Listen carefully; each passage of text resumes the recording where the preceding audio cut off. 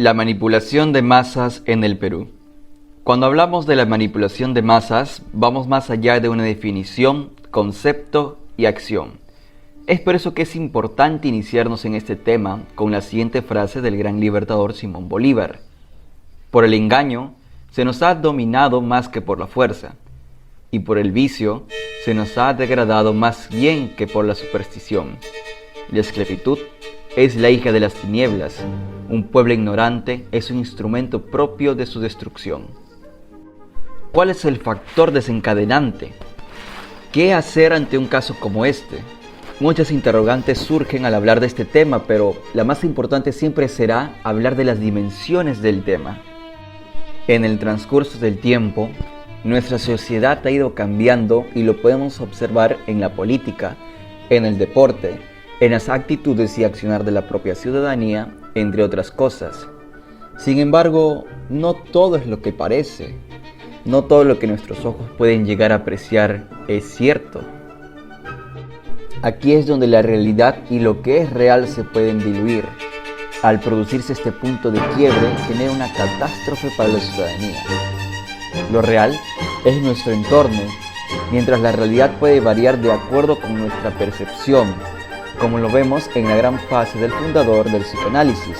El conocimiento es la manipulación intelectual de observaciones cuidadosamente verificadas.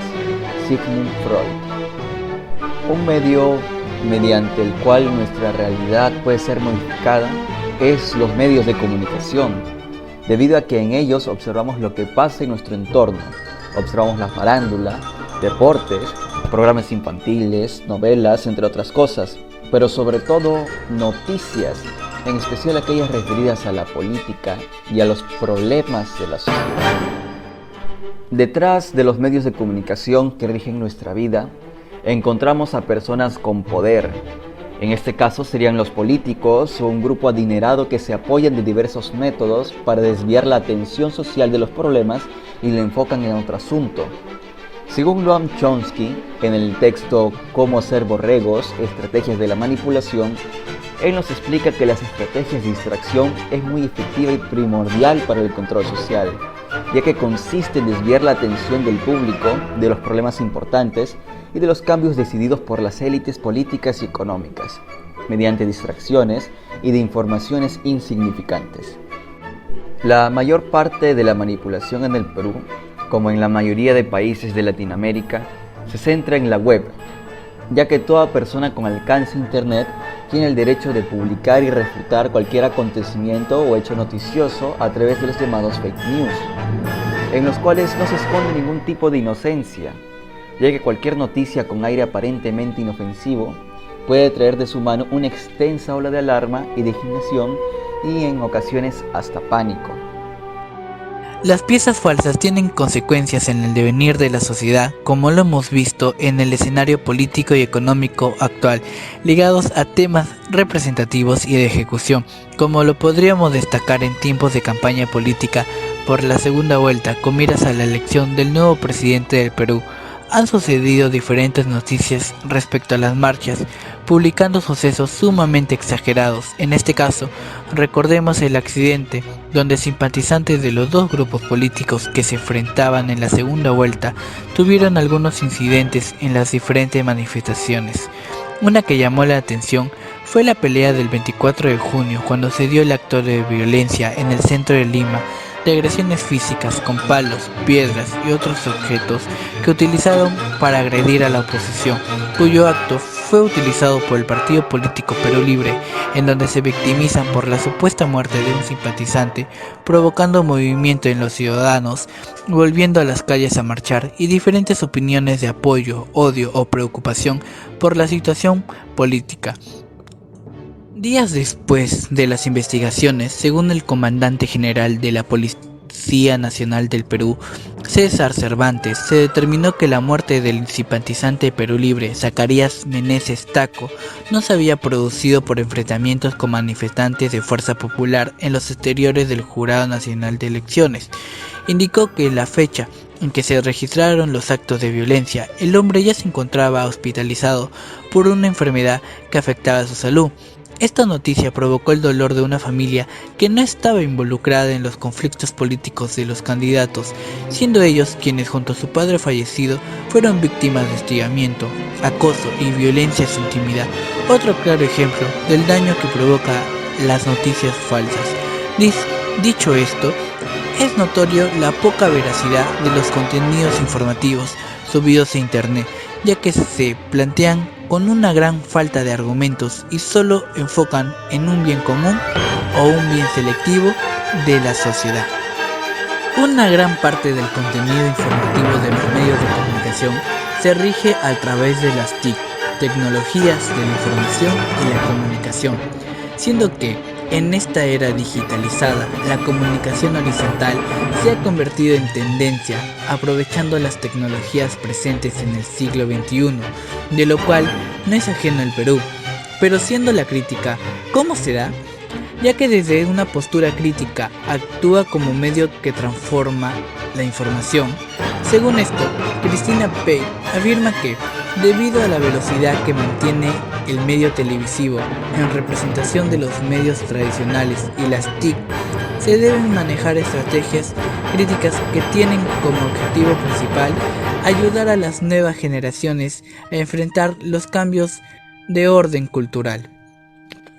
Esto quiere decir que es muy fácil producir y difundir productos falsos debido a la accesibilidad que los usuarios tienen, no solo a la información, sino a los medios por los que se transmite, teniendo en cuenta que cualquier persona tiene derecho a expresar su opinión e incluso a fundar medios de difusión de información. Respecto a lo último, en el Perú existe mucha crítica por parte de un sector de la población, ya que los principales medios televisivos y de prensa son bienes de una clase social oligárquica republicana, que guarda relación directa con el Estado, y figuras políticas que seleccionan información y brindan un exceso de información. El día en que los medios de comunicación surgieron, se creyó que harían llegar a las personas la realidad que les cercaba. En el presente, se continúa cavilando, sin ser conscientes de que las personas dueñas de las cadenas de radio, televisión, prensa, conforman el dominio, lo que se vuelve el sesgo de la información, según intereses, y claro está, que la sociedad así lo capte, además del supuesto compromiso que ofrecen todos los establecimientos dedicados a la comunicación. En relación a la objetividad y transparencia con la actividad informativa, es totalmente injusto. La manipulación es como el arte de hacer que otros hagan lo que el manipulador quiere que hagan, mientras piensan que actúan bajo criterio propio. El acto de manipular puede emerger en cualquier ámbito de la sociedad, y en el mismo sentido, esta puede ser deliberada o indeliberada, implícita o explícita, transparente u oculta. Para él, la manipulación termina siendo el producto final de un proceso que explota personas, sus opiniones, modos de pensar, actuar y percibir su realidad. Así lo afirma Ritter. El gran problema de esto no radica en la transmisión de información, porque claramente es de suma importancia que la comunidad se mantenga informada y al tanto de acontecimientos importantes. El problema radica en que si no se verifica la información que obtenemos inicialmente antes de transmitirla, podemos llegar a generar un gran movimiento de desinformación. Quizás las personas no dimensionan hasta qué punto puede llegar algún tipo de información que transmiten. Si se toma en cuenta que esto se lo comentaron a una o dos personas únicamente, sin tener en cuenta que esas dos personas le pueden brindar esa misma información a otras personas y así de esa manera conformar un gran número de personas que tuvieron alcance a algún tipo de información que desde sus inicios pudo haber sido falsa. El hecho no radica únicamente en que nuestra sociedad reciba la información, sino las consecuencias que ésta podría contraer. Es decir, que además de poder estar dateados con información falsa, esto podría generar consecuencias en cuanto a la generación de opiniones polémicas de la sociedad acerca de algún tema en específico.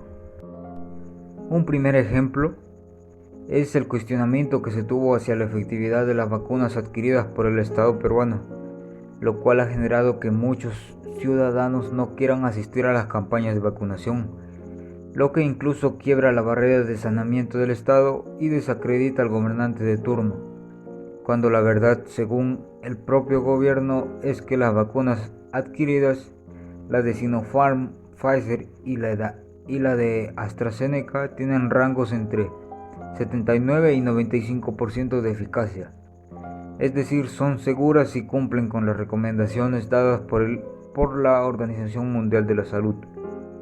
Además, estas 3 vacunas demostraron efectividad en relación a mortalidad y enfermedad grave al ser administrada en la población peruana, e incluso comparada contra otras enfermedades contagiosas como la influencia. Otro ejemplo sería la denominada prensa chicha en el gobierno de Alberto Fujimori. Este término apareció en medios serios a raíz del juicio seguido contra Alberto Fujimori por la compra de algunos de estos diarios sensacionalistas para difamar, atacar e insultar a miembros de la oposición o incluso a periodistas incómodos para un régimen que buscaba el control total de la información.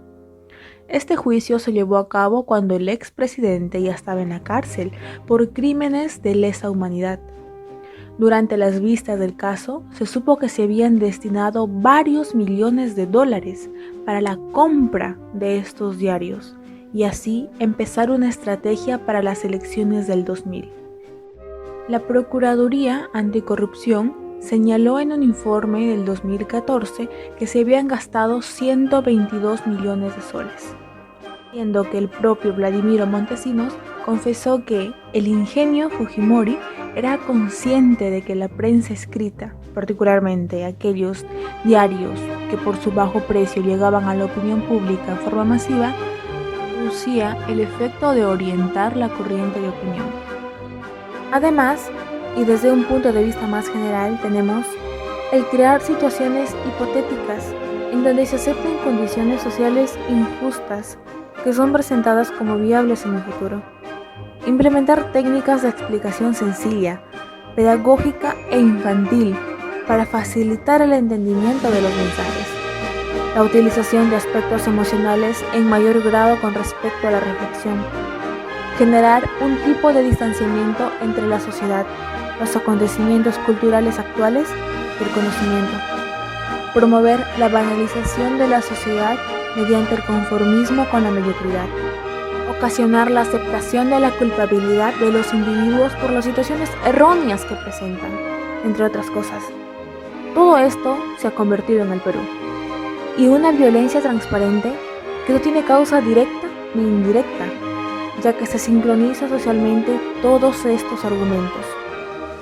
Así pues, la manipulación que las industrias mediáticas pueden generar sobre nosotros es inevitable. Pareciese que solo queda rogar porque algún día todos entendamos el poder de las comunicaciones, poder que se esconde tras bambalinas, y el poder que tenemos nosotros como ciudadanos consumidores de exigir mejores contenidos y de no seguir siendo instrumentos de las industrias y el poder. Todos los medios fueron creados con el único fin de informar a una comunidad.